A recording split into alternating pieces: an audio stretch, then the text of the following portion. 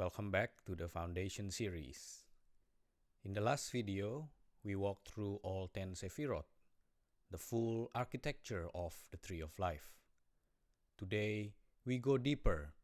We are going to spend our entire time in the upper three, Keter, Chokhmah, Binah, what the Zohar calls the Supernal Triad. And I want to be honest with you from the start. This is the hardest territory on the entire tree. Not because the ideas are complicated, but because these three Sefirot sit above the threshold of the mind.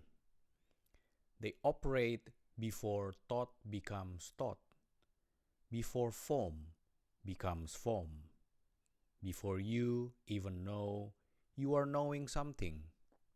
So, if at any point in this video something doesn't make sense, good. That might actually mean you're receiving it correctly. Now, let's begin where everything begins. Keter. Keter, as we have discussed, means crown. And the reason it's called crown and not head is because a crown sits above the head. It doesn't belong to the body. It rests on top of it. Keter is the point of contact between the infinite, the Ein Sof, and the structure of creation. It is not the infinite itself. It is the first ripple, the first willingness for something to exist. The Zohar calls Keter by several names. Ayin means nothingness. Ratzon means will.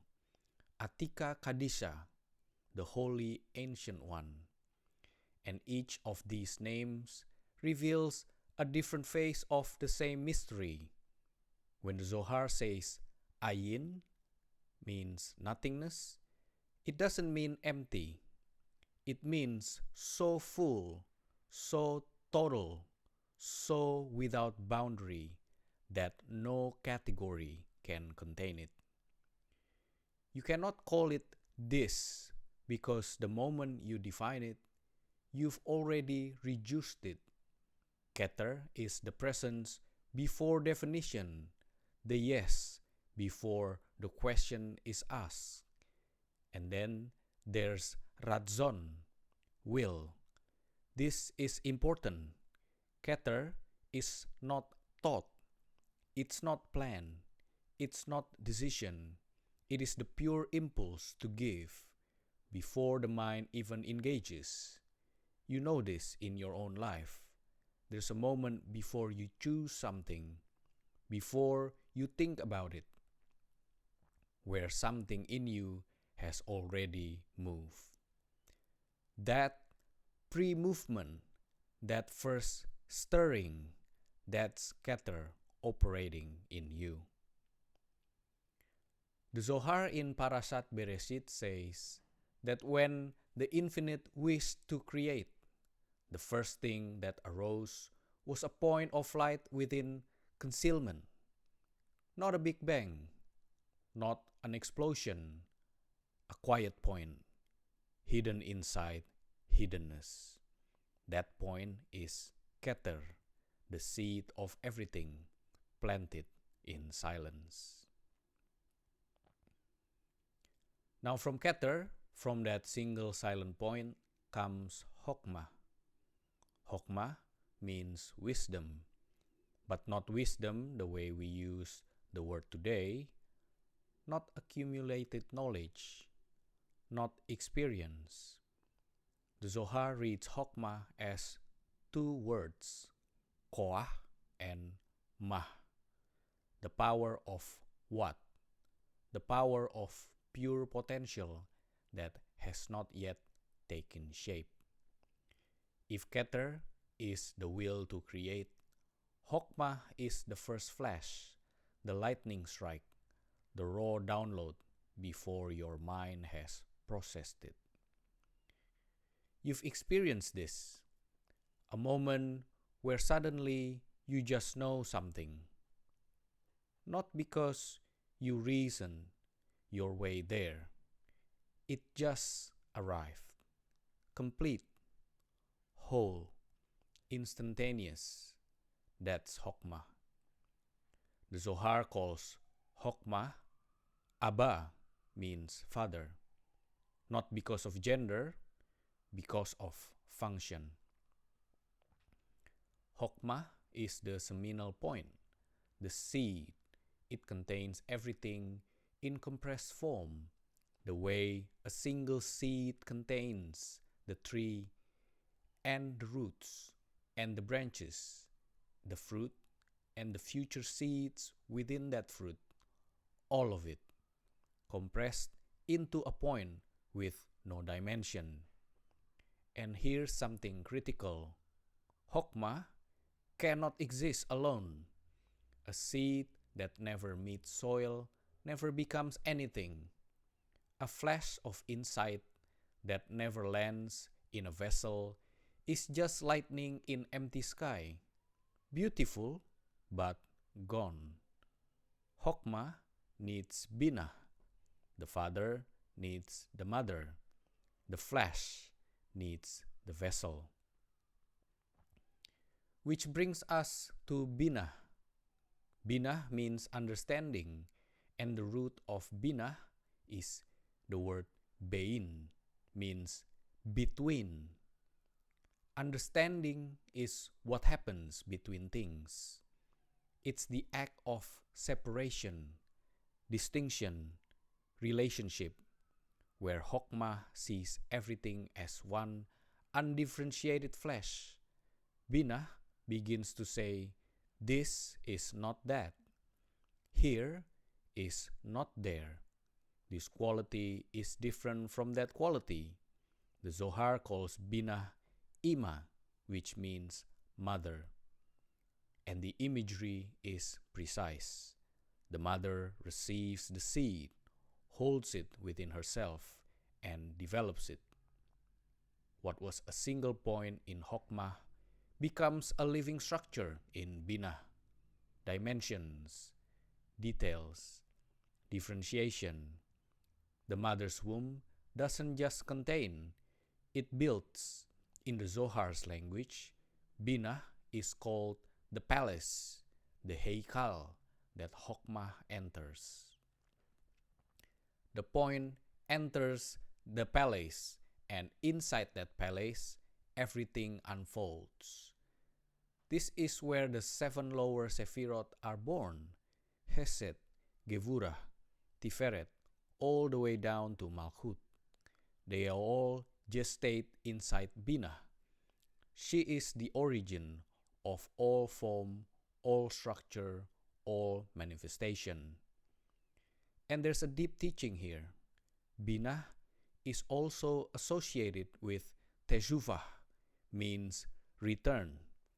The Zohar says Binah is called Teshuvah because she is where the point of Chokhmah returns to its source, not going backward, but completing the circuit. The flesh goes out, develops into fullness, and in that fullness recognizes where it came from.